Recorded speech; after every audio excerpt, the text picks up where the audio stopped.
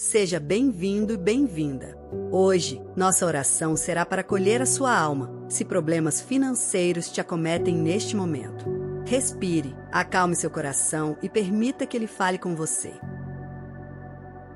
Em nome do Pai, do Filho e do Espírito Santo. Amém. Se você está aqui agora, carregando o peso de uma dificuldade financeira, saiba que este é um espaço seguro. Um espaço onde você não precisa fingir que está bem. Onde não precisa sorrir por fora enquanto a angústia aperta por dentro. O dinheiro em falta dói de um jeito que poucas pessoas falam abertamente. Dói na hora de olhar para a conta e ver que não é suficiente. Dói na hora de fazer cálculos impossíveis com o que sobrou. Dói na hora de ver as pessoas que você ama precisando de algo que você não consegue dar agora. Essa dor é real. Ela é legítima. E você não precisa minimizá-la para parecer mais forte ou mais grato do que se sente neste momento. Você pode trazer exatamente isso aqui: o peso, o cansaço, o medo, a vergonha que ninguém vê. E juntos, nesta oração, vamos colocar tudo isso diante de Deus e pedir que Ele atue onde os nossos esforços chegaram ao limite. Porque há um Deus que vê a sua situação. Que não olha para ela com decepção, mas com amor. Que não está esperando que você resolva tudo sozinho antes de intervir. Ele está aqui, agora, pronto para ouvir e para agir de formas que muitas vezes ultrapassam o que conseguimos imaginar. Feche os olhos se puder. Respire fundo. E permita que este momento seja um ponto de virada na sua história. Se esta oração está te ajudando, inscreva-se no canal, deixe seu like e comente, porque cada compartilhamento leva esta palavra a alguém que também precisa ouvir isso hoje. Você veio ao lugar certo. E esse é o primeiro passo: reconhecer que não precisa resolver isso sozinho. Vamos começar reconhecendo algo que muitas vezes é difícil de admitir: a dificuldade financeira traz junto dela uma carga emocional que vai muito além dos números. Quando as contas superam o que entra, quando a dívida cresce enquanto você tenta diminuí-la, quando o mês termina antes do dinheiro, não é só o bolso que sofre. É a autoestima. É a sensação de que você falhou de alguma forma. É a comparação silenciosa com os outros que parecem estar bem enquanto você luta. É o medo de ser julgado, de pedir ajuda, de admitir que não está conseguindo. E junto com isso vem a culpa, a pergunta que não sai da cabeça: o que eu fiz de errado? Às vezes nada. Às vezes foram circunstâncias fora do seu controle. Uma demissão inesperada. Uma doença que trouxe despesas que não estavam no plano. Um negócio que não vingou apesar de todo o esforço. Uma traição financeira de alguém em quem você confiava. A vida tem uma forma cruel de desmontar planos mesmo quando fazemos tudo certo. E é importante que você ouça isso com clareza: dificuldade financeira não é sinônimo de fracasso de caráter. Não é punição divina. Não é prova de que você não presta ou não merece o melhor. É uma estação difícil. E estações passam. Essa verdade precisa entrar fundo no coração antes que qualquer oração faça sentido, porque Deus não está do outro lado olhando para você com decepção. Ele está do seu lado, olhando junto para o problema, pronto para agir com você. Você não é um fracasso. Você é uma pessoa passando por uma fase difícil. E fases têm começo, meio e fim. Há uma história no livro dos Reis que fala de uma viúva em desespero total. Ela havia perdido o marido, estava endividada, e os credores estavam prestes a levar seus filhos como pagamento da dívida. Uma situação que parecia não ter saída nenhuma. Ela foi ao profeta Eliseu e contou o que estava vivendo, sem esconder, sem minimizar, sem tentar parecer mais forte do que estava. E Eliseu perguntou: o que você tem em casa? Ela respondeu: nada além de um pouquinho de azeite. Um pouquinho. Quase nada. O que parecia insuficiente. E Deus usou exatamente aquilo. Aquele pouquinho de azeite se multiplicou além de todas as vasilhas que ela conseguiu juntar. O suficiente para pagar todas as dívidas e ainda sobrar para sustentar ela e os filhos. Essa história não está ali por acaso. Ela está ali para nos dizer que Deus tem o hábito de trabalhar com o que parece insuficiente. Que o pouquinho que você ainda tem nas mãos pode ser exatamente o ponto de partida de uma virada que você não consegue enxergar ainda. Que quando chegamos ao fim dos nossos recursos humanos, não chegamos ao fim dos recursos de Deus. E a pergunta que Eliseu fez àquela mulher é a mesma que podemos ouvir hoje: o que você tem? Não o que você não tem. Não o que perdeu. O que você ainda tem. Porque é com isso que Deus costuma trabalhar quando decide mudar uma história. O pouquinho que você tem hoje pode ser o ponto de partida de uma história que você ainda não consegue ver. Não subestime o que está nas suas mãos agora. Pai, eu venho diante de Ti com honestidade total. Não com palavras bonitas que soam bem, mas não representam o que está no fundo do meu coração. Estou com medo. O medo financeiro é um dos mais concretos que existem. Ele aparece na conta bancária, nas notificações de cobrança, nas conversas difíceis que ainda preciso ter. Ele aparece quando eu deito e começo a fazer contas na cabeça sem conseguir dormir. Ele aparece quando eu abro a carteira e sinto o peso do que não está ali. Eu trago esse medo diante de Ti agora porque não quero mais carregar sozinho. Não porque sou fraco, mas porque fui criado para não carregar sozinho. A Tua palavra diz em Filipenses capítulo 4, não andeis ansiosos de coisa alguma, antes, em tudo as vossas petições sejam conhecidas diante de Deus pela oração e súplica com ação de graças. Em tudo. Não só nas grandes crises espirituais. Não só nas doenças graves. Em tudo. Incluindo a conta que vence na semana que vem. Incluindo a dívida que parece ter vida própria de tanto crescer. Incluindo o salário que não chegou ainda. Incluindo a conversa difícil com o banco. Tudo isso pode e deve ser colocado diante de Deus. Não porque Ele vai resolver magicamente sem que eu precise agir. Mas porque quando esse peso é colocado nas mãos certas, algo muda, por dentro e, com o tempo, por fora também. Eu te entrego essa situação agora. Completamente.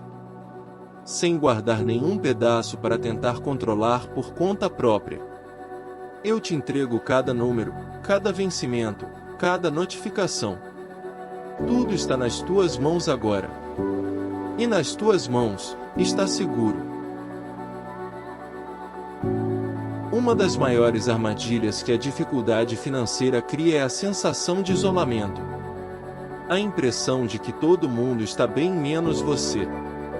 Que você é o único que acorda de madrugada pensando em dívidas. Que existe algo de errado especificamente com você que não existe nas outras pessoas. E essa sensação de isolamento faz com que a gente se feche, deixa de pedir ajuda, deixa de contar o que está vivendo, tenta resolver tudo sozinho por orgulho ou por vergonha, e vai afundando cada vez mais em silêncio.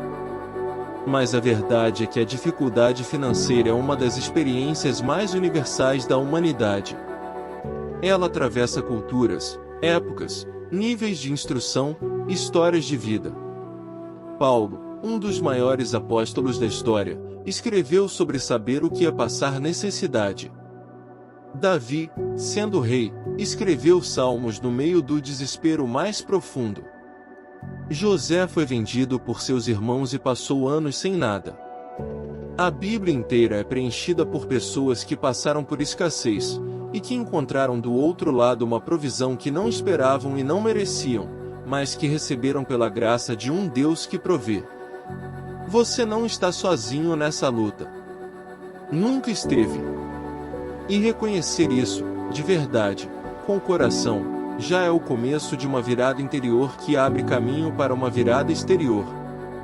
Porque quando a gente para de lutar sozinho e começa a caminhar acompanhado, tudo fica diferente. Inclusive a capacidade de enxergar saídas que antes pareciam invisíveis. Que essa consciência, de que você não está sozinho, seja o primeiro alívio que esta oração traz ao seu coração hoje. Deus, eu quero falar sobre as dívidas. Sobre aquelas cobranças que chegam toda semana. Sobre o número que aparece na tela do celular e que eu já sei de cor quem é e o que quer. Sobre a vergonha de não poder atender. Sobre a sensação de que a dívida define quem eu sou, de que sou menos pessoa por estar nessa situação. Eu quero te pedir que me ajudes a separar a minha identidade da minha situação financeira. Porque eu não sou a minha dívida. Eu não sou o meu extrato bancário. Eu não sou o meu score de crédito. Eu sou filho de um Deus que me criou com valor absoluto e intransferível, um valor que não sobe nem desce com o saldo da conta. E ao mesmo tempo, eu preciso de sabedoria prática para lidar com essas dívidas. Não só de conforto espiritual, mas de caminhos concretos. A tua palavra diz em Provérbios 8 que a sabedoria clama nas praças, que está disponível para quem a busca. E eu a busco agora, sabedoria para negociar, para priorizar, para enxergar saídas que meus olhos cansados ainda não estão vendo. Sabedoria para não tomar decisões desesperadas que pioram o que já está difícil. Sabedoria para distinguir o que é urgente do que pode esperar.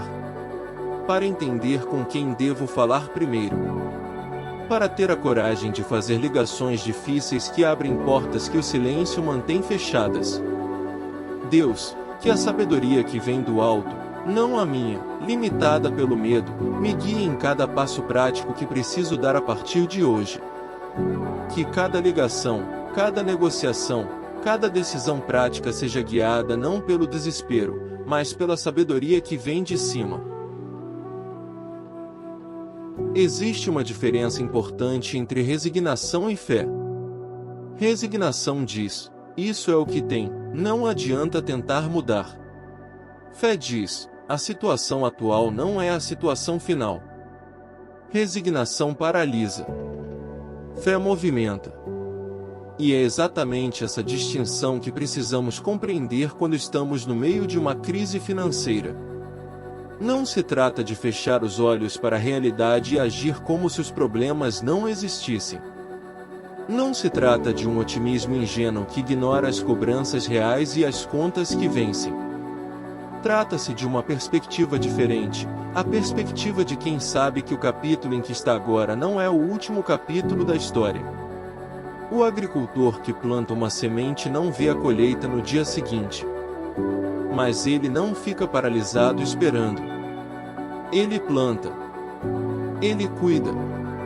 Ele rega. Ele confia no processo que não está inteiramente nas suas mãos. E chega o dia em que a terra responde. A vida financeira tem algo disso. Há ações que precisamos tomar, mesmo quando o resultado não é imediato, mesmo quando não vemos ainda o fruto daquilo que estamos fazendo.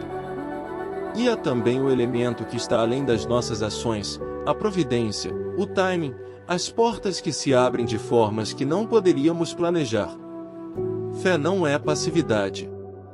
É agir com o que temos, no passo que podemos dar hoje, enquanto confiamos que há uma força maior trabalhando nas dimensões que estão além do nosso alcance. Deus, ajuda-me a agir com fé e não com paralisia.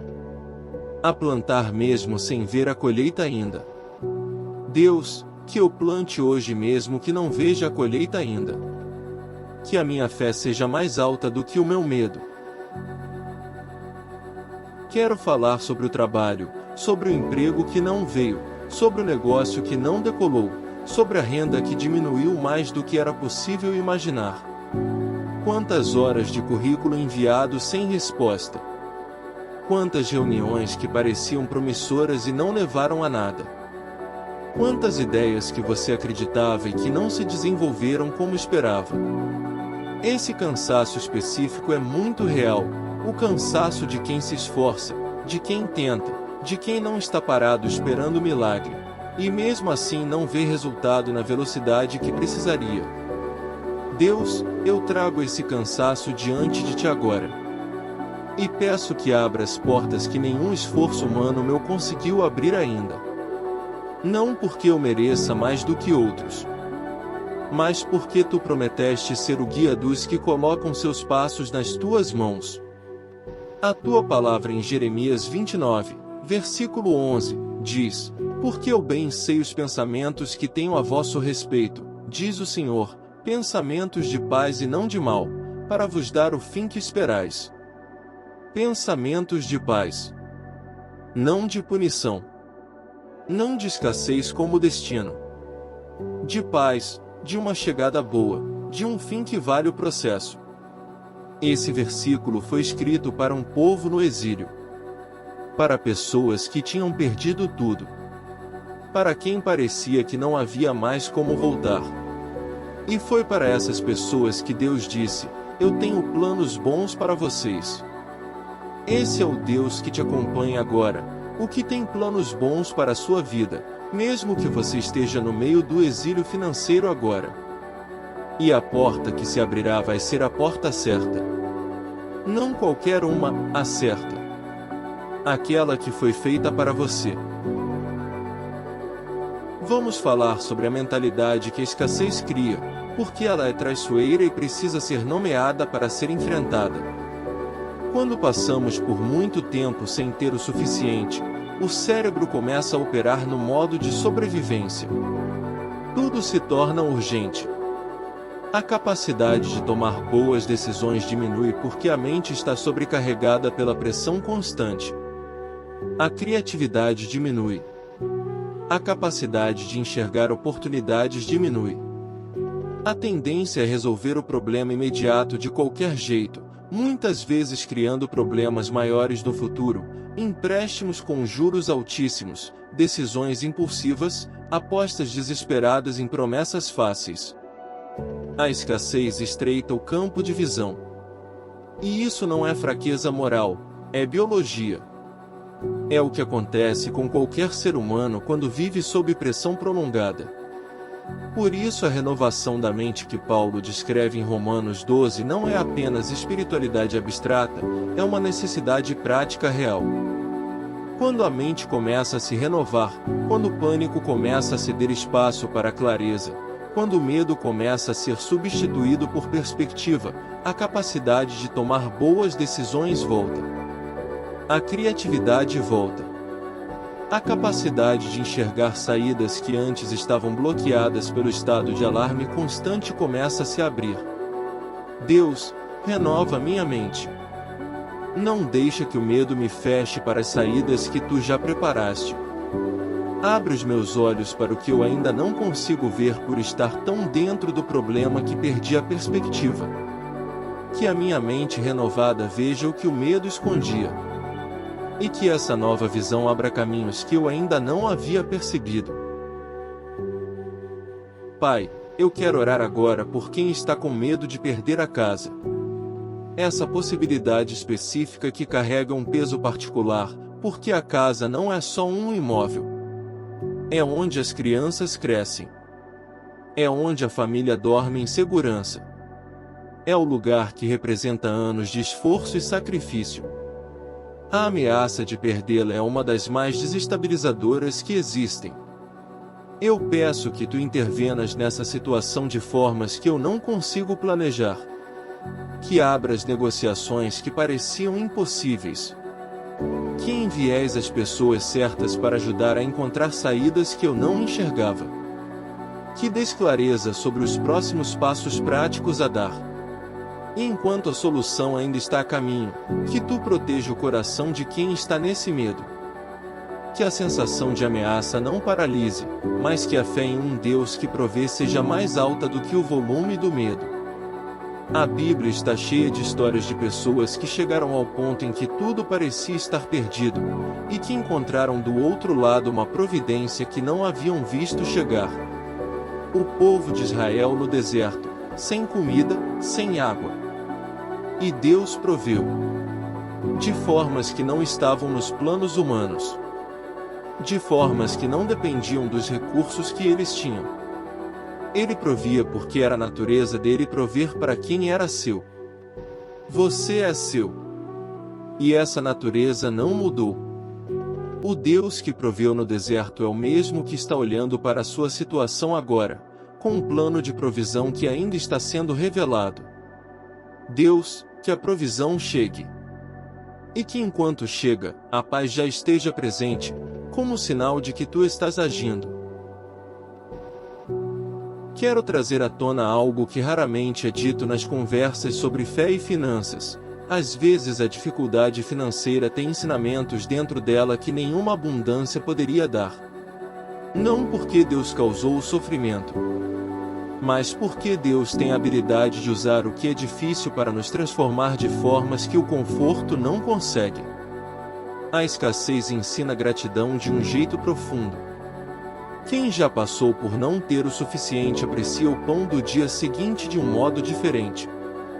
Ensina a humildade, a percepção real de que não somos autossuficientes, de que precisamos uns dos outros, de que a vida é mais frágil e mais bela do que o conforto nos deixa ver. Ensina sobre o que realmente importa. Quando o supérfluo vai embora, o essencial aparece com clareza. Isso não é estoicismo fácil que ignora a dor real. É a perspectiva de quem olha para o processo difícil e se recusa a desperdiçar o que ele pode oferecer de transformação. Paulo disse que aprendeu a contentar-se em todo estado, no ter muito e no ter pouco. Aprendeu. Não nasceu sabendo. Foi um processo. E o que ele aprendeu não foi indiferença à situação, mas a capacidade de encontrar solidez interior que não depende das circunstâncias externas. Essa solidez é o que pedimos agora, não para substituir a necessidade de provisão real e concreta, mas para atravessar o processo sem ser destruído por ele. Para sair do outro lado não apenas com as finanças recuperadas, mas como uma pessoa mais sábia, mais grata, mais inteira do que entrou. Que eu saia desta estação não apenas com as finanças restauradas, mas como uma pessoa mais sábia e mais grata do que entrou. Deus, eu quero orar especificamente por quem abriu um negócio com tudo o que tinha, com as economias de anos, com sonhos grandes, com planos detalhados, e viu aquele negócio não dar certo. Essa dor tem uma dimensão específica. Não é só a perda financeira. É a perda do sonho junto com o dinheiro. É o sentimento de ter apostado e perdido. É lidar com o olhar dos outros que sabem que você tentou e não conseguiu. É a autocrítica brutal de quem passa semanas revendo cada decisão que tomou, tentando entender onde errou. Esse peso é real e merece ser nomeado. E ao mesmo tempo, quero dizer com clareza, tentar e não conseguir não é vergonha. É coragem. A maioria das pessoas nem chega a tentar, e quem tentou e não deu certo aprendeu coisas que quem nunca tentou não vai aprender. O processo de reconstrução começa com honrar o que foi tentado, não com se punir pelo resultado. Deus usa também as tentativas que não chegaram onde esperávamos. As habilidades desenvolvidas não somem. O caráter formado no processo de empreender não volta atrás. A experiência, mesmo que dolorosa, é real e valiosa. E o mesmo Deus que estava presente quando você abriu as portas do seu negócio está presente agora, no momento em que você está tentando entender o que vem a seguir. Não com julgamento. Não com decepção. Com a pergunta que Eliseu fez: o que você ainda tem? Porque é daí que a próxima história começa. O que esta tentativa ensinou não some. O que você aprendeu no processo ficou. E é daí que o próximo capítulo começa. Vamos orar agora pela sabedoria financeira que precisamos desenvolver, porque fé e responsabilidade prática caminham juntas. A espiritualidade não substitui o planejamento. A oração não elimina a necessidade de aprender a gerir o que Deus provê. E muitas vezes, parte da resposta às nossas orações financeiras chega na forma de conhecimento que ainda não tínhamos, de disciplina que ainda não exercíamos, de hábitos que precisam ser construídos. A tua palavra diz que o justo conhece as necessidades dos seus animais, que há uma sabedoria prática no cuidado com o que nos é confiado. Conhecer os próprios números. Entender para onde o dinheiro está indo. Distinguir o que é necessidade do que é vício de consumo. Saber negociar, planejar, guardar quando for possível. Essas não são habilidades que chegam prontas, são aprendidos, desenvolvidos, praticados. E pedir a Deus por provisão sem estar disposto a aprender a cuidar do que Ele provê é como pedir chuva sem ter preparado o campo. Deus, dá-me a sabedoria que eu preciso para administrar melhor o que tenho agora, por menor que seja. Dá-me a disciplina de aprender o que ainda não sei sobre finanças. Dá-me a humildade de pedir ajuda a quem sabe mais. Abre os meus olhos para onde o dinheiro está vazando sem que eu perceba. E à medida que eu aprendo e aplico, que a tua bênção se multiplique sobre o que as minhas mãos constroem com sabedoria e dedicação. Deus, que cada centavo que passar pelas minhas mãos seja administrado com a sabedoria que só você pode dar. Deus, eu quero orar pelos relacionamentos que a dificuldade financeira colocou em tensão. Porque o dinheiro tem essa capacidade de revelar e de tensionar os vínculos. A pressão financeira dentro de um casamento pode criar distância, silêncio, brigas que no fundo não são sobre o dinheiro, mas sobre o medo. Pode fazer com que parceiros se culpem mutuamente pela situação, mesmo quando nenhum dos dois tem culpa. Pode criar vergonha em relação aos filhos, à família, aos amigos. Pode fazer com que a pessoa se isole justamente quando mais precisaria de apoio. Que a dificuldade financeira que está nessa família não destrua o que o amor construiu. Que o casal que está passando por isso juntos encontre na crise não um motivo para se afastar, mas uma oportunidade de se aproximar, de ser honesto sobre o medo, de plantar juntos mesmo sem ver a colheita, de lembrar que o que tem de mais valioso não está no extrato bancário. Que os filhos que estão crescendo vendo os pais lutar aprendam não o desespero, mas a perseverança. Não o pânico, mas a fé. Que esta estação difícil se torne uma das histórias que um dia vão contar para os filhos dos filhos, de como atravessaram, de como Deus estava presente, de como vieram para o outro lado mais fortes e mais unidos do que entraram. Que os laços sejam fortalecidos, não rompidos. Que a crise seja o cimento que une, não o martelo que divide. Que os laços resistam à pressão. Que o amor seja mais forte do que o estresse. E que a família saia desta crise mais unida. Há um princípio que aparece repetidamente na Bíblia e que vai além de qualquer sistema financeiro ou teoria econômica: o princípio da generosidade. Parece contraintuitivo quando se está em escassez. Como falar de dar quando o que tenho mal é suficiente para mim?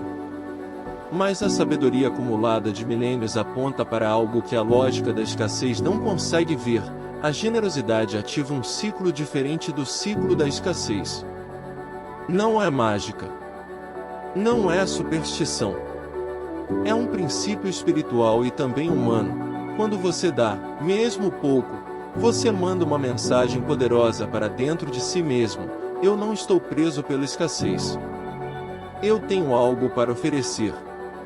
Eu sou maior do que o meu problema financeiro.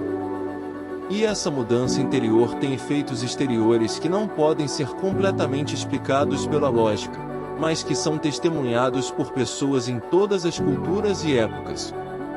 Em Lucas capítulo 6, Jesus diz: dai, e ser-vos-á dado, boa medida, recalcada, sacudida e transbordante vos darão. Não é uma fórmula mágica de enriquecimento. É um princípio de como o universo criado por Deus funciona. O que se fecha sobre si mesmo estagna, o que flui recebe. Não estou dizendo para dar o que não tem. Estou dizendo que mesmo no meio da escassez, há algo que você pode oferecer: seu tempo, seu cuidado, uma palavra, um gesto. E essa disposição de continuar dando mesmo recebendo pouco é uma das sementes mais poderosas que existe para uma colheita diferente. Deus, que a disposição de dar, mesmo com pouco, ative em mim uma lógica diferente da escassez. A lógica do reino. Quero falar sobre esperança, não como um sentimento vago, mas como escolha ativa. Quando as circunstâncias financeiras estão difíceis por muito tempo, a esperança começa a diminuir. Não porque você quis, mas porque o cansaço vai corroendo a capacidade de acreditar que as coisas podem ser diferentes. E em algum momento, para se proteger de mais decepções, o coração começa a não esperar mais. A esperança vai sendo guardada para não ser novamente frustrada. Esse mecanismo de defesa é compreensível, mas ele custa caro. Porque é exatamente a esperança que mantém o coração aberto para as saídas, para as oportunidades, para as intervenções que ainda estão por vir. A Bíblia fala da esperança como âncora da alma, firme e segura. Uma âncora não impede a tempestade, mas impede que o barco seja levado pela correnteza para longe do porto seguro. A esperança não garante que a situação muda amanhã, mas garante que o coração permanece aberto para a mudança quando ela chegar. Deus, reacende em mim a esperança que foi se apagando com o tempo. Não a esperança ingênua que ignora a realidade, mas a esperança que conhece os fatos e ainda assim escolhe crer que o fim da história ainda não foi escrito. Que o último capítulo não é o capítulo da escassez. Que há um Deus que está trabalhando nos bastidores desta situação, e que o que Ele está preparando ultrapassa o que eu consigo imaginar a partir do lugar em que estou agora. Deus, que a esperança que estava quase apagada seja reacendida aqui, agora, neste momento. Que ela seja a âncora que preciso. Deus, eu quero orar especificamente por quem foi enganado. Por quem perdeu dinheiro por confiar em alguém que não merecia confiança.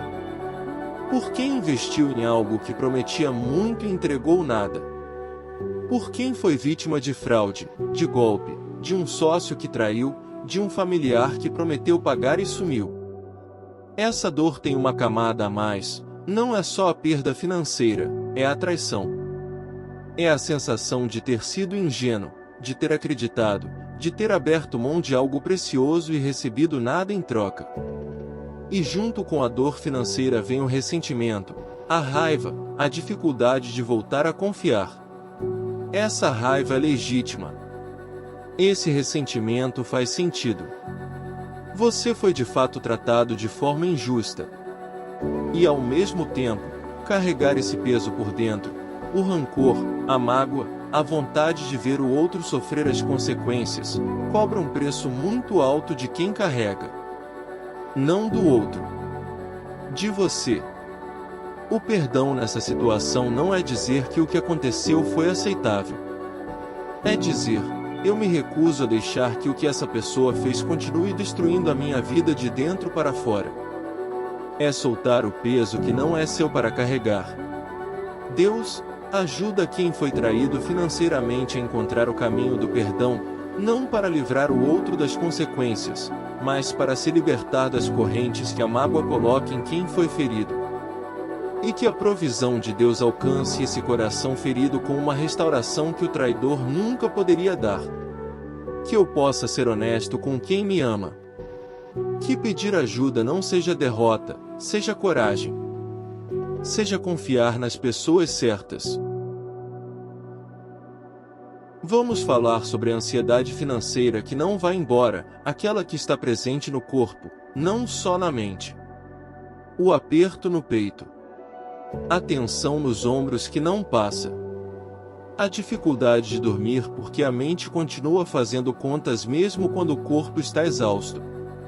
O sobressalto quando o celular toca e é um número desconhecido. Esse estado de alerta constante que o organismo entra quando está sob ameaça prolongada. Esse não é um problema de fé fraca. É uma resposta biológica real a uma situação objetivamente estressante. E ela precisa ser cuidada, tanto espiritualmente quanto praticamente. Respirar de propósito. Parar por alguns minutos e tirar a mente das contas para estar presente no momento. Fazer exercício quando possível, mesmo que simples. Conversar com alguém de confiança. Não deixar o problema crescer dentro da cabeça na solidão. Cuidar do corpo que está carregando esse peso junto com você. Deus, que a tua paz, aquela que excede todo entendimento, guarde o coração e a mente de quem está com ansiedade financeira agora. Que essa paz não seja só sentida durante a oração, mas que permaneça como uma presença estável que acompanha ao longo do dia. Que o corpo encontre descanso real. Que a mente encontre pausas reais. Que a noite traga sono verdadeiro.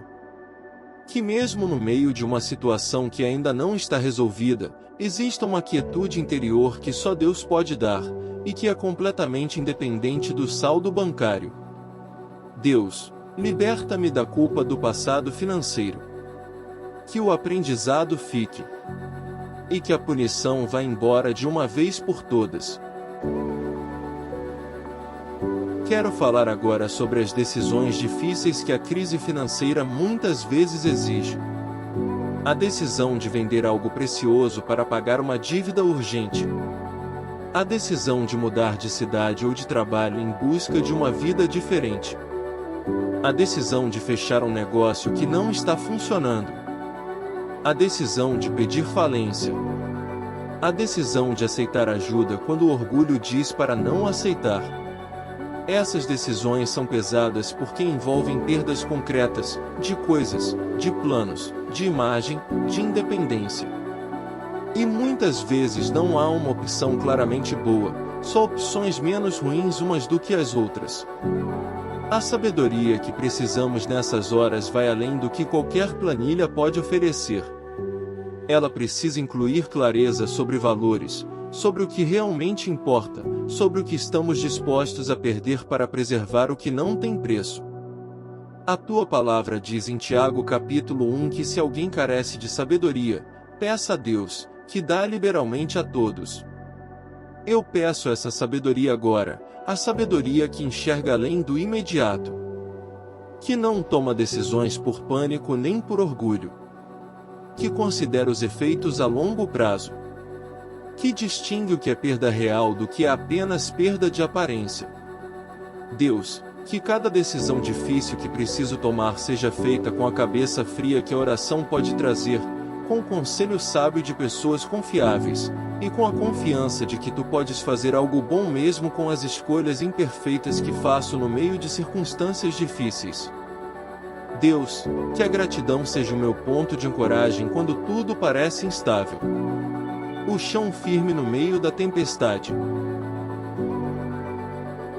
Há uma passagem em Mateus capítulo 6 que Jesus usou para falar sobre a ansiedade com o necessário, com comida, roupa, o básico da vida.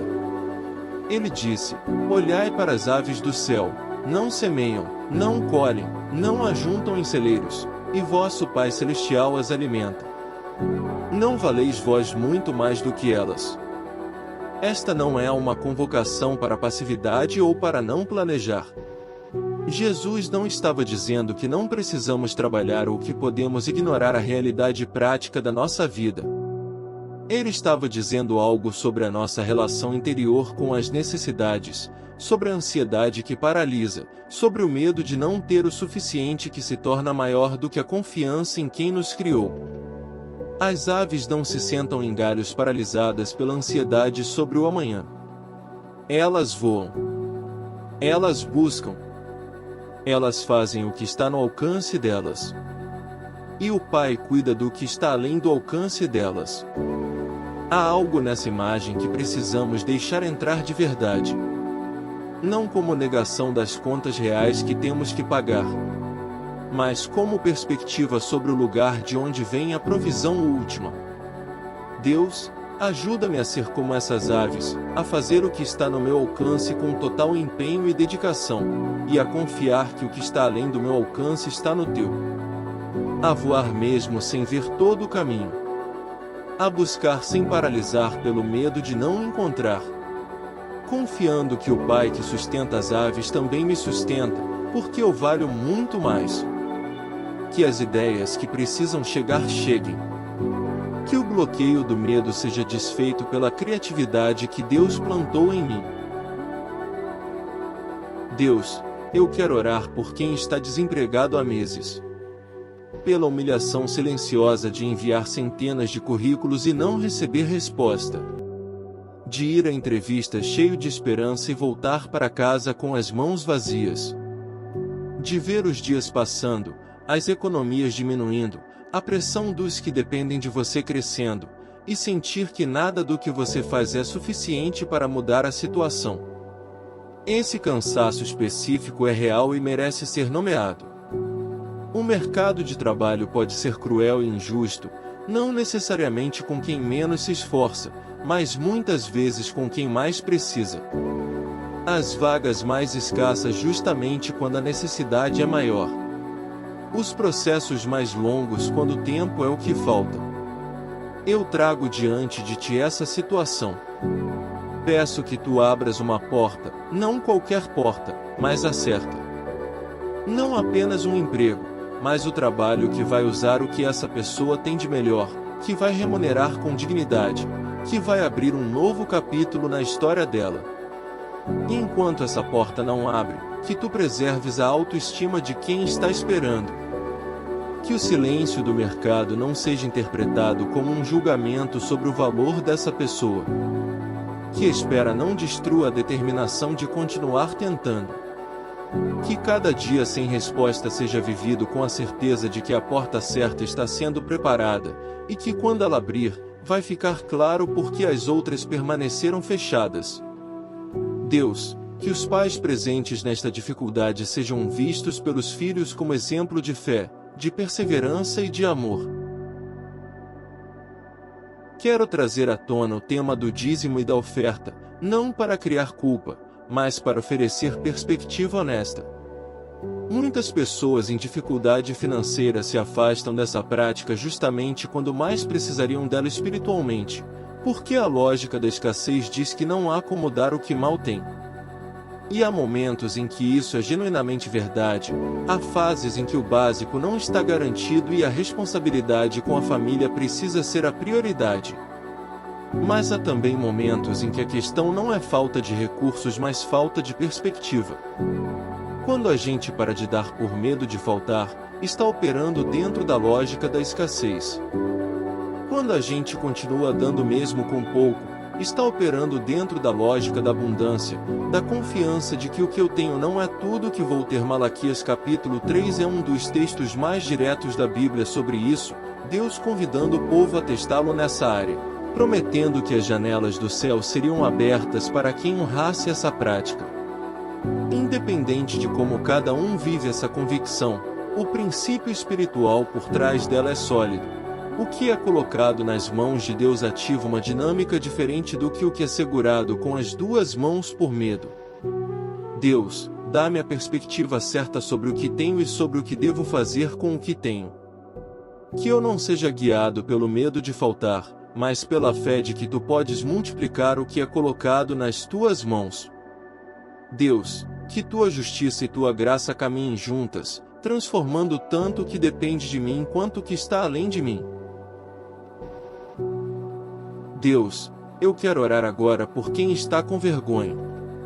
A vergonha financeira é uma das mais silenciosas e das mais pesadas. Porque enquanto a dificuldade financeira é uma situação externa, a vergonha interna é o que acontece dentro de você quando você acredita que a situação diz algo sobre o seu valor como pessoa. A vergonha faz você se esconder. Faz você deixar de frequentar lugares que antes frequentava porque não quer responder perguntas. Faz você desviar o assunto quando alguém pergunta como estão as coisas. Faz você recusar convites porque não pode participar financeiramente e sente que isso te diminui. Faz você carregar um segredo pesado que vai corroendo por dentro.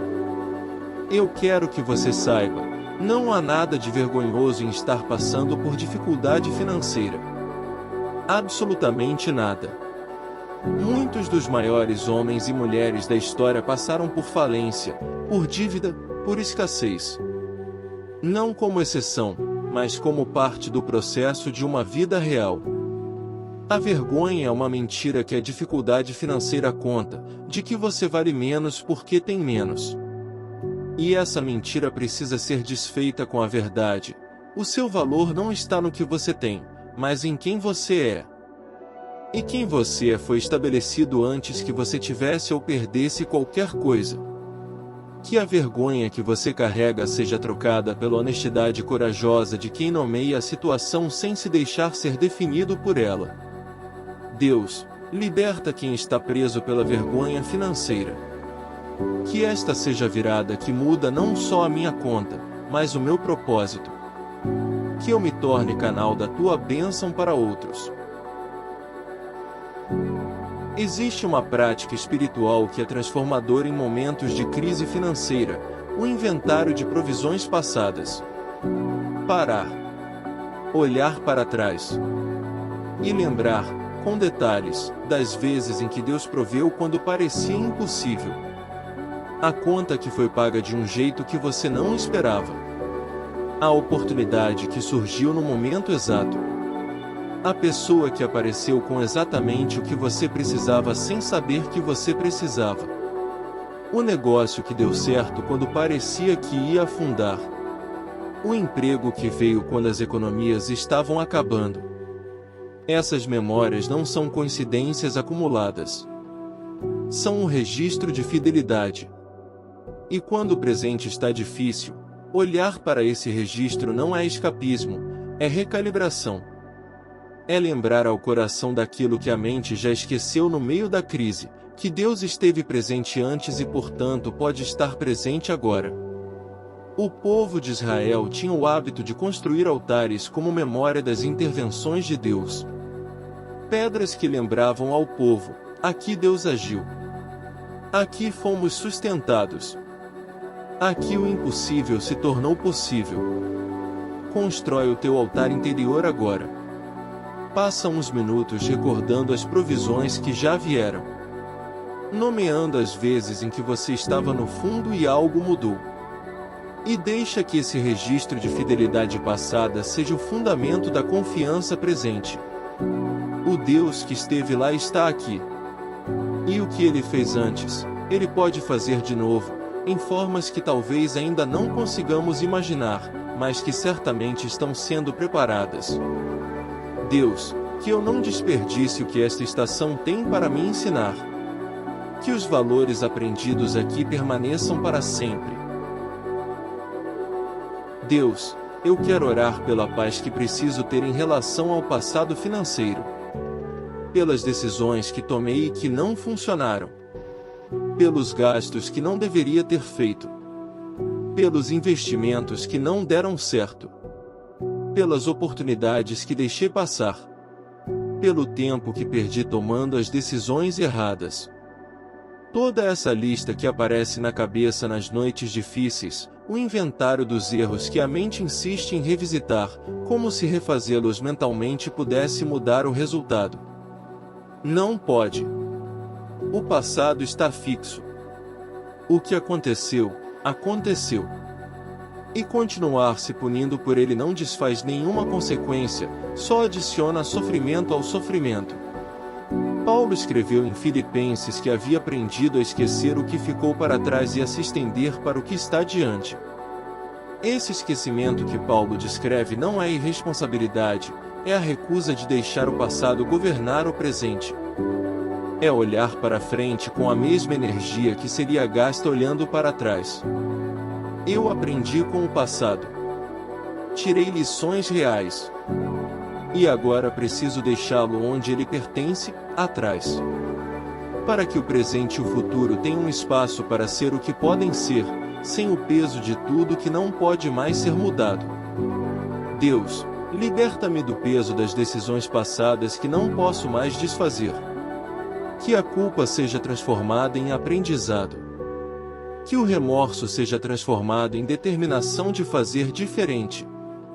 E que eu possa olhar para frente com os olhos livres, sem o peso do passado nublando a visão do que ainda pode ser construído.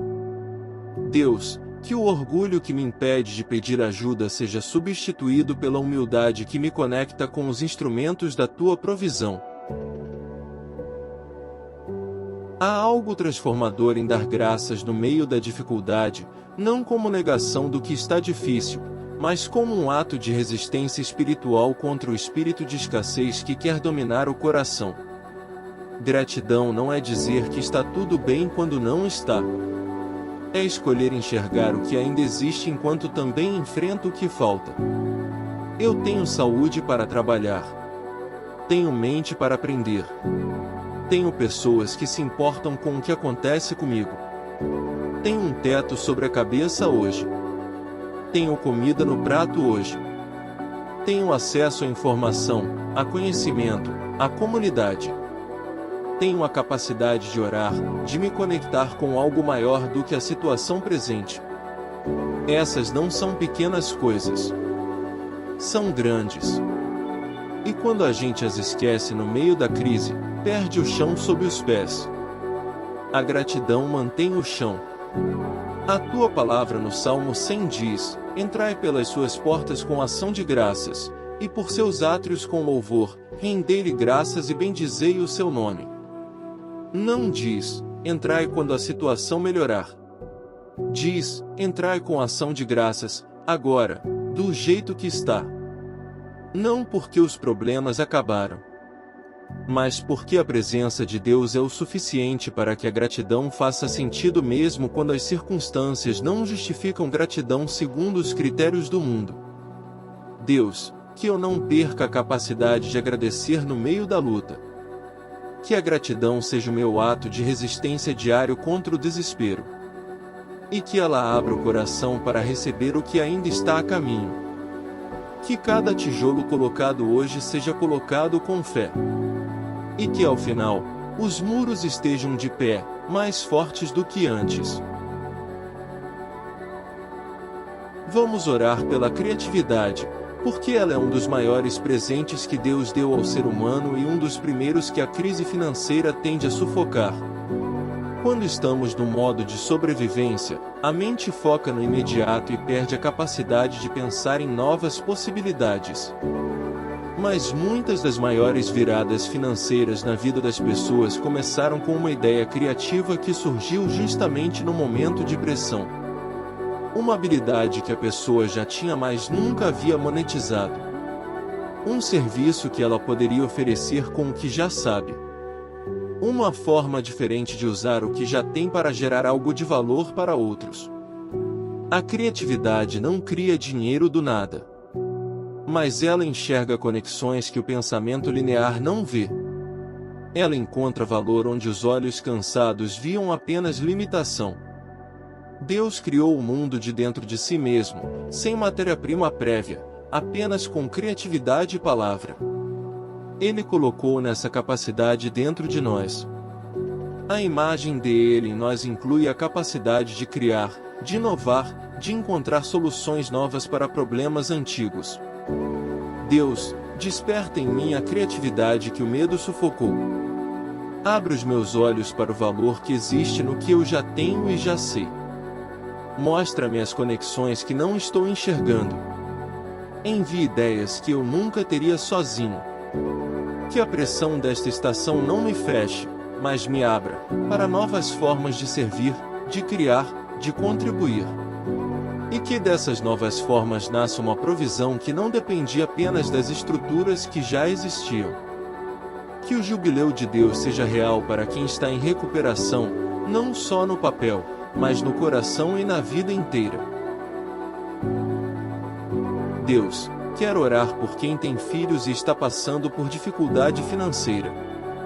Porque essa combinação tem uma dor específica, o peso de ser responsável por vidas que não pediram para estar nessa situação. O filho que pergunta por algo simples e a resposta precisar ser não. O filho que vê a tensão nos rostos dos pais sem entender completamente o que está acontecendo. A preocupação de não poder dar as mesmas oportunidades que outros pais dão. O medo de que a escassez deixe marcas que você não consegue reverter. Eu quero dizer algo importante: filhos não precisam de perfeição financeira para crescer bem. O que eles mais precisam é de presença, de amor, de um lar onde se sentem seguros, e essas coisas não estão no extrato bancário. Muitas das pessoas mais íntegras e resilientes do mundo cresceram em famílias com poucos recursos. E o que essas famílias tinham não era dinheiro, era coesão, era amor, era a visão de pais que lutavam com dignidade, que não desistiam, que mantinham a fé mesmo diante das dificuldades. Isso é o que as crianças absorvem e carregam para a vida. A memória não é de quanto havia no frigorífico, mas de como os pais atravessaram a dificuldade. Deus, que os pais que estão lutando financeiramente agora não percam de vista o que é essencial no cuidado com os filhos. Que eles sejam pais presentes, mesmo que temporariamente sem recursos. E que os filhos cresçam vendo em casa o testemunho de uma fé que não falha. Deus, que eu não arranque a semente por impaciência. Que eu confie no tempo que você vê e que eu ainda não vejo. Existe uma dimensão da dificuldade financeira que raramente é falada nas igrejas: a relação entre pobreza, estrutura social e responsabilidade individual. Às vezes as pessoas que estão em dificuldade financeira são tratadas como se a situação fosse inteiramente resultado de escolhas pessoais ruins. E às vezes é. Mas muitas vezes não é, ou pelo menos não completamente. Há estruturas de desigualdade que fazem com que algumas pessoas precisem trabalhar muito mais para chegar muito menos longe do que outras. Há histórias de família que transmitem padrões de dificuldade que não começaram com a pessoa que está sofrendo agora. Há acidentes e doenças e perdas que ninguém escolheu. Há uma economia que funciona de formas que nem sempre são justas com quem trabalha honestamente. Reconhecer isso não é escapar da responsabilidade pessoal. É ter honestidade sobre a complexidade real da vida financeira. Deus, que tua justiça se manifeste nos sistemas que tratam as pessoas de forma injusta. Que tua providência alcance quem está lutando não apenas por escolhas ruins, mas por circunstâncias que estavam fora do controle. Que quem está em dificuldade financeira possa distinguir o que depende dele e transformar através de novas escolhas, e o que precisa ser transformado através de cura, de apoio, de mudança de estruturas. E que em ambos os casos, a graça de Deus seja maior do que qualquer obstáculo, pessoal ou estrutural. Provisão real concreta. Suficiente. E que ela chegue de formas que só possam ser explicadas pela generosidade de Deus. Deus, eu quero orar por uma virada. Não apenas por sobrevivência, não apenas por equilíbrio, por uma virada real. Por uma mudança de patamar na história financeira de quem está aqui. Porque a ambição espiritual de ter não apenas o suficiente, mas o suficiente para dar, para investir, para ajudar outros, isso não é ganância. É o desejo de cumprir completamente o propósito para o qual fomos criados. Fui criado não para sobreviver, mas para viver com plenitude. Fui criado não para me arrastar de crise em crise, mas para construir algo que dure, que multiplique, que impacte. Abraão foi abençoado para ser bênção. José administrou recursos que salvaram nações. A mulher virtuosa de Provérbios 31 avaliava campos, fazia negócios, administrava com sabedoria e generosidade. A prosperidade bíblica não é acúmulo egoísta, é a capacidade de ser um canal através do qual a bênção flui para muitos. Deus, que a virada que estou pedindo não seja apenas para mim. Que ela seja grande o suficiente para que eu possa ser instrumento da tua provisão na vida de outros. Que quando eu sair desta estação difícil, eu carregue a memória e a compaixão de quem passou por ela, para que possa genuinamente ajudar quem ainda está no meio dela. Que a minha história de restauração financeira se torne uma história de multiplicação, para a minha família, para a minha comunidade, para os propósitos que Deus tem para a minha vida. Que estas promessas sejam um chão firme sob os meus pés quando tudo mais parecer instável. Elas não mudam. Deus não muda. Quero trazer um ensinamento que a dificuldade financeira pode nos dar sobre o valor real das coisas. Quando o supérfluo vai embora, quando não há mais dinheiro para o que não é essencial, fica mais fácil enxergar o que realmente importa. A saúde que você tinha mais não valorizava. O tempo com as pessoas que ama, que agora tem mais porque não há como gastar fora. A simplicidade de uma refeição em casa com a família, que antes era substituída por restaurante. As amizades que se revelam reais na hora da dificuldade, as que ficam versus as que somem. Esses aprendizados não apagam a dor da escassez. Mas eles têm um valor que o dinheiro não compra.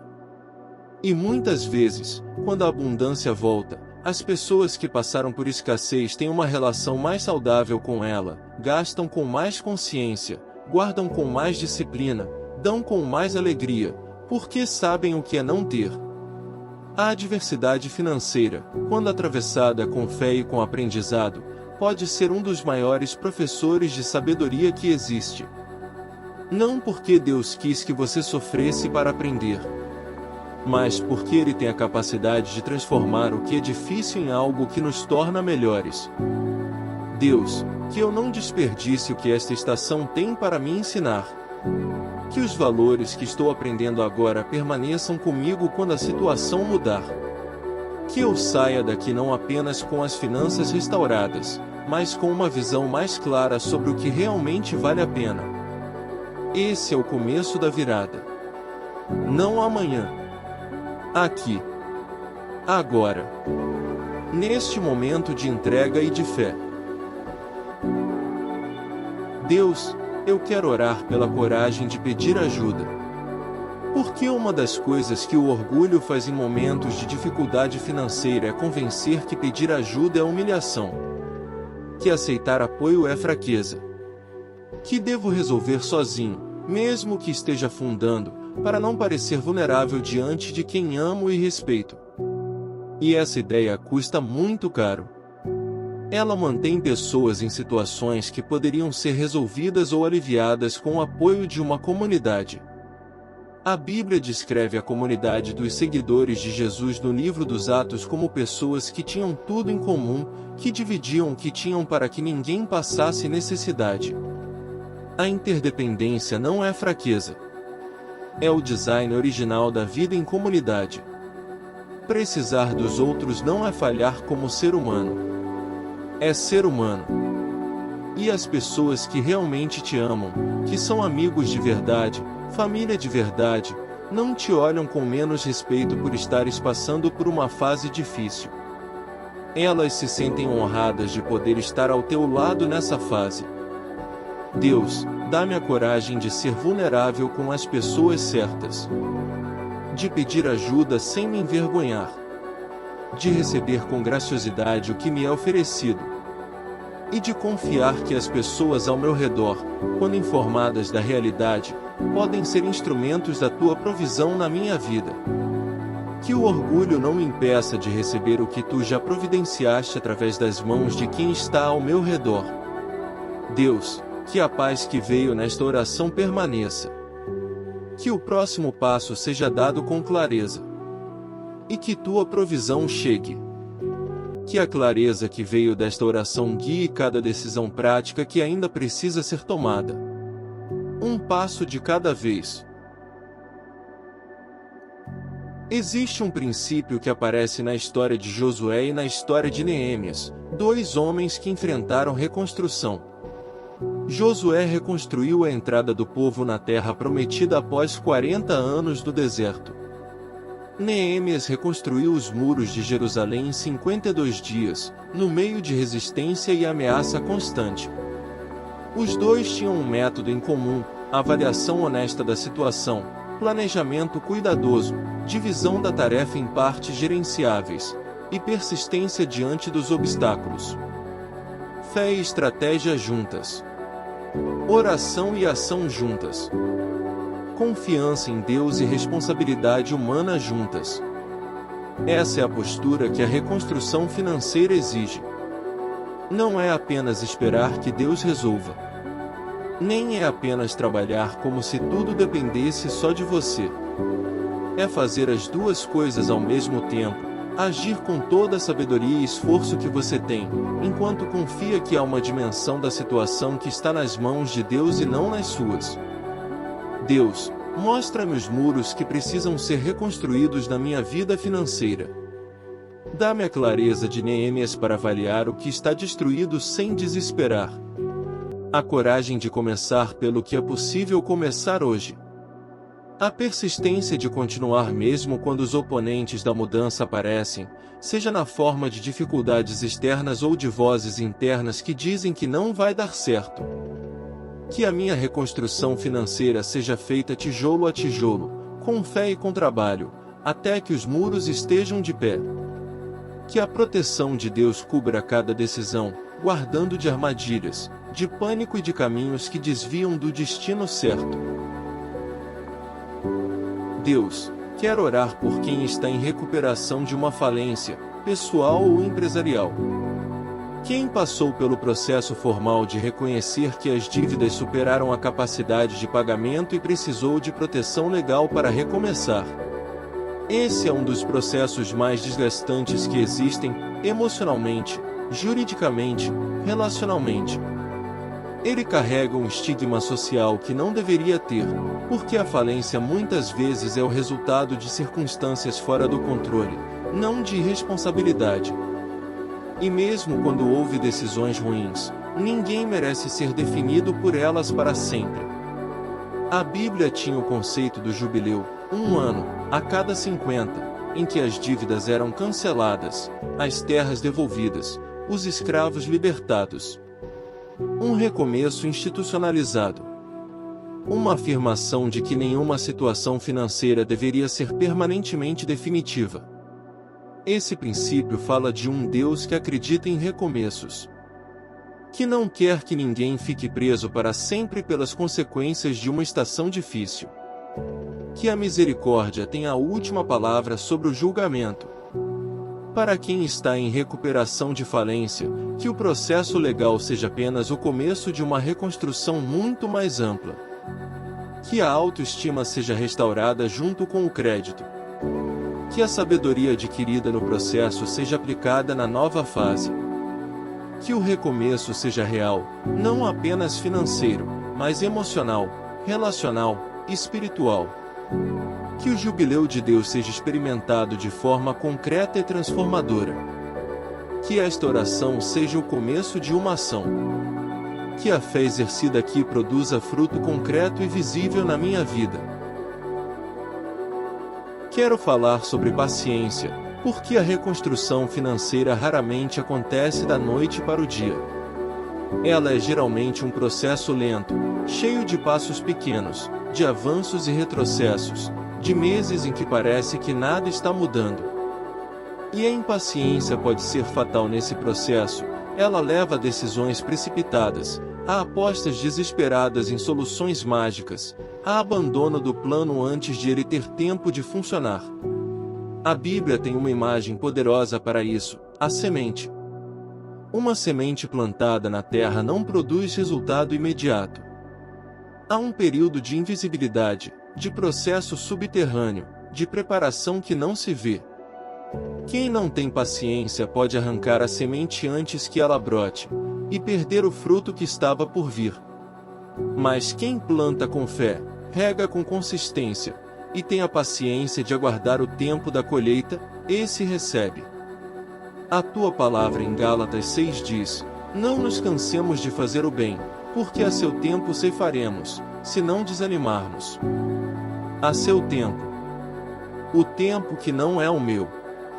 O tempo que é maior do que os meus planos imediatos. O tempo que Deus vê e eu ainda não vejo. Deus, que eu tenha a paciência de plantar e regar sem ver ainda a colheita. De continuar fazendo o que é certo, trabalhando, planejando, orando, servindo, mesmo quando o resultado ainda não apareceu. Que eu não arranque a semente por impaciência.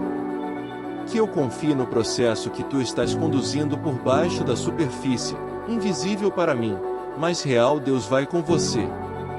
Para a conversa difícil. Para a entrevista. Para a negociação. Para cada passo que ainda vem. Amém. Deus, quero orar por provisão concreta. Não de forma vaga. Com especificidade. Por uma renda que cubra as necessidades desta família. Pelo pagamento que está atrasado chegar. Pela negociação da dívida dar certo. Pela entrevista de emprego resultar em contratação. Pelo cliente que precisa aparecer. Pelo negócio que está parado se mover. Pelo projeto que estava estagnado avançar. Por um valor inesperado chegar de uma direção que não estava prevista. Deus não se incomoda com orações específicas. Jesus não disse ore de forma genérica. Ele disse peça. Busque. Bata a porta. Verbos de ação específica. E mais do que isso, ele disse que o Pai sabe do que precisamos antes de pedirmos, mas ainda assim nos convida a pedir. Porque o ato de pedir é um ato de relacionamento. É reconhecer dependência. É exercitar fé. É manter o diálogo com o Deus que tem interesse real nas circunstâncias concretas da nossa vida. Então eu peço agora, provisão concreta para quem está aqui precisando. Dinheiro real para contas reais. Oportunidades reais para pessoas reais que estão em necessidade real. Não metáforas de provisão. Provisão de verdade. E confio que um Deus que multiplicou pão e peixe, que colocou moeda na boca de peixe, que fez o azeite não acabar, esse Deus tem meios de provisão que eu não consigo nem imaginar. E que Ele os usará pela sua natureza de Pai que cuida dos seus filhos. Que a proteção de Deus cubra cada decisão que precisar ser tomada, guardando de atalhos perigosos e de pânico. Quero falar sobre as promessas de Deus em relação à provisão, não para criar expectativas mágicas, mas para ancorar a fé em fundamentos sólidos. Filipenses 4:19. O meu Deus suprirá todas as vossas necessidades segundo a sua riqueza em glória em Cristo Jesus. Todas. Não algumas. Não as espirituais apenas. Todas as necessidades. O que Paulo escreveu não era para uma congregação próspera. Era para uma comunidade que ele mesmo descreve como passando por dificuldades. E ainda assim ele escreveu com total confiança: o meu Deus suprirá. Essa promessa não é condicional à perfeição. Não diz, Deus vai suprir se você nunca errar, se a sua fé nunca vacilar, se você tiver feito tudo certo. Diz, o meu Deus suprirá. Ponto. A base não é o nosso mérito. É a natureza de Deus, que é de um pai que não deixa os filhos passando necessidade quando há um caminho para prover. E no Salmo 37, versículo 25, Davi escreve: fui jovem, e agora sou velho, mas nunca vi o justo desamparado, nem a sua descendência a mendigar pão. Uma declaração autobiográfica. De alguém que viveu muito e observou, e que nunca viu Deus abandonar quem era seu. Essas promessas são o teu chão quando o terreno da circunstância está movendo. Elas não mudam com a economia, com o governo, com o mercado. Elas são a pedra firme sobre a qual a fé pode ficar de pé quando tudo mais parece instável. Que esta oração não termine em palavras. Que ela termine em um passo concreto que será dado ainda hoje. Deus, nos aproximamos do final desta oração. E eu quero fazer uma última entrega, a entrega de todo o peso financeiro que foi trazido até aqui. Tudo aquilo que foi falado e tudo aquilo que ficou por dizer. As dívidas que têm nome e valor específico. Os medos que têm cara e hora específica. As vergonhas que ninguém mais viu. As esperanças que foram quase totalmente apagadas pelo cansaço. Os sonhos financeiros que pareciam mortos mas que ainda têm uma faísca de vida. Tudo isso, neste momento, é colocado nas tuas mãos. Não como rendição ao desespero. Como rendição à confiança. Como a criança que entrega para o pai o problema que é grande demais para ela resolver sozinha, não porque o pai vai fazer tudo sem que ela precise agir, mas porque com o pai ao lado, o peso se divide, a perspectiva muda, e as forças para continuar voltam. Esse é o lugar onde estamos agora. Ao lado de um pai que vê, que sabe, que se importa, que age. Que não está longe observando com indiferença. Que está presente, ativo, trabalhando em formas que ainda não vemos completamente. Mas que vemos os sinais, na paz que começou a entrar no coração durante esta oração, no alívio de ter falado que estava represado, na certeza que se plantou de que não estamos sozinhos nesta luta. Esse é o começo da virada. Não quando o extrato bancário mudar. Aqui. Agora. Neste momento de entrega. Deus vai com você.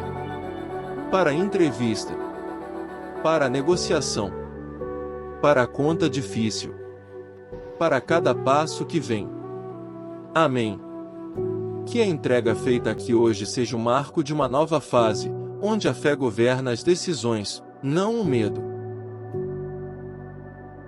Deus, que a paz que tocou o coração de quem orou aqui permaneça além desta oração.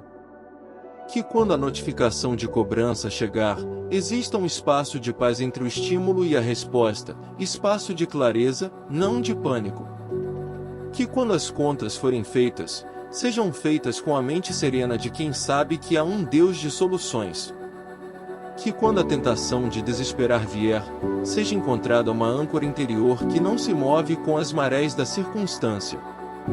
E que os passos práticos que precisam ser dados comecem a ser dados, um de cada vez, sem tentar resolver tudo ao mesmo tempo, sem carregar o peso do mês inteiro em um único dia. Um passo hoje. Amanhã outro.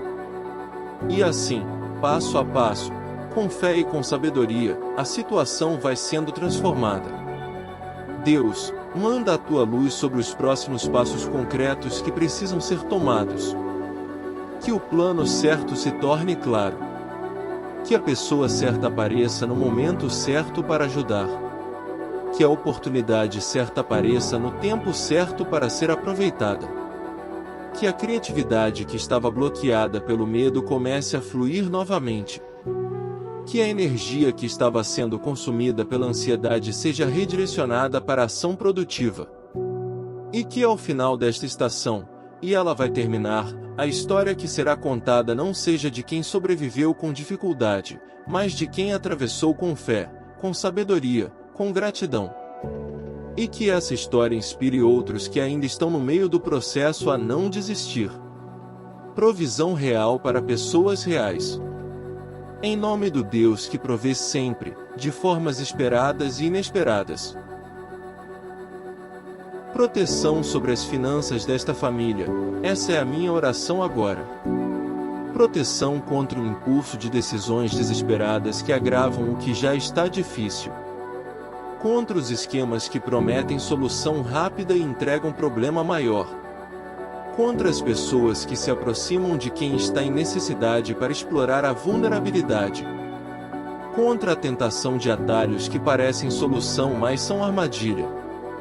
Proteção também contra as vozes internas que gritam derrota, as que dizem que não há saída, que nunca vai melhorar, que você não tem capacidade de sair dessa. Essas vozes mentem. Elas falam a linguagem do desespero, não a linguagem da verdade. A verdade é que você chegou até aqui. Que você ainda está de pé. Que você teve a coragem de buscar a Deus no meio da crise. E que isso por si só já é evidência de que há algo dentro de você que não desistiu. Deus, cobre com sabedoria cada decisão financeira que precisar ser tomada nos próximos dias e meses. Que nenhuma decisão impulsiva feita no pior momento da crise traga consequências que durem além da crise. Que a proteção sobrenatural de um Deus que conhece o futuro nos guarde de caminhos que parecem bons agora, mas que desviam do destino certo. E que a clareza que vem de um coração em paz, não de um coração em pânico, governe cada escolha que precisa ser feita a partir de agora. Que estas promessas sejam um chão firme quando tudo mais parecer instável. Elas não mudam porque Deus não muda. Que estas promessas entrem fundo, mais fundo do que a dívida, mais fundo do que o medo, mais fundo que a dúvida. Deus, que esta oração não termine em palavras. Que ela termine em ação. Em um passo concreto que será dado hoje, amanhã, esta semana. Uma ligação que precisa ser feita. Uma negociação que precisa ser iniciada. Um currículo que precisa ser enviado. Um plano que precisa ser escrito, mesmo que simples. Uma conversa honesta que precisa acontecer. Uma ajuda que precisa ser pedida. Uma habilidade que precisa ser aprendida. Um gasto que precisa ser eliminado. A fé que não tem obras, é como diz a palavra, morta por si mesma. E a fé que estamos exercendo aqui não é a fé passiva de quem espera sentado. É a fé ativa de quem ora e depois se levanta para agir, com mais clareza, com mais paz, com mais confiança do que tinha antes de orar. Você saiu diferente do que entrou nesta oração. Mesmo que a situação externa ainda seja a mesma, algo mudou por dentro. E é por dentro que as grandes viradas começam. Quando a perspectiva muda, as ações mudam. Quando as ações mudam, os resultados mudam. E quando os resultados mudam, a história muda. Deus, que o que foi plantado nesta oração, a fé, a entrega, a esperança renovada, a paz que veio, produza fruto concreto e visível na vida financeira de quem esteve aqui. Que as palavras que foram ditas diante de ti não voltem vazias. Que elas sejam semente de uma colheita real, de uma provisão real, de uma virada real. Em nome do Deus que provê. Amém. Que a fé exercida nesta oração produza fruto concreto, visível, real, na vida financeira de quem esteve aqui. Amém. Chegamos ao final desta oração. Mas não ao final da história. O fim desta oração é o começo de um novo capítulo. Você chegou aqui com um peso. Você vai embora com o mesmo peso sobre o papel, as contas ainda existem, as dívidas ainda existem, a situação ainda é a mesma. Mas algo mudou por dentro. Você foi ouvido. Você não está mais sozinho nessa luta. Você tem uma perspectiva diferente, uma esperança replantada, uma fé que foi exercida. E isso muda tudo, não imediatamente no extrato bancário, mas imediatamente no coração. E o coração é onde as verdadeiras viradas começam. Deus não se despede de você com o fim desta gravação. Ele continua. Ele vai com você para a conversa difícil que você precisa ter. Para a entrevista que está chegando. Para a negociação que precisa acontecer. Para a noite em que o medo voltar. Para o dia em que a conta vier. Ele vai. E ele está sempre trabalhando, mesmo quando você não consegue ver, mesmo quando o silêncio parece ausência, mesmo quando a espera parece interminável. Que a provisão que você pediu chegue. Que cheguem de formas esperadas e inesperadas, por caminhos conhecidos e por portas que você ainda não imagina. Que a história financeira desta família seja transformada. Que o testemunho desta travessia inspire outros. E que ao final de tudo, olhando para trás, fique claro que Deus esteve presente em cada passo, nos difíceis e nos bons. Para sempre, amém. Você não está só. Nunca esteve. E o Deus que viu cada lágrima desta travessia verá também cada fruto da restauração.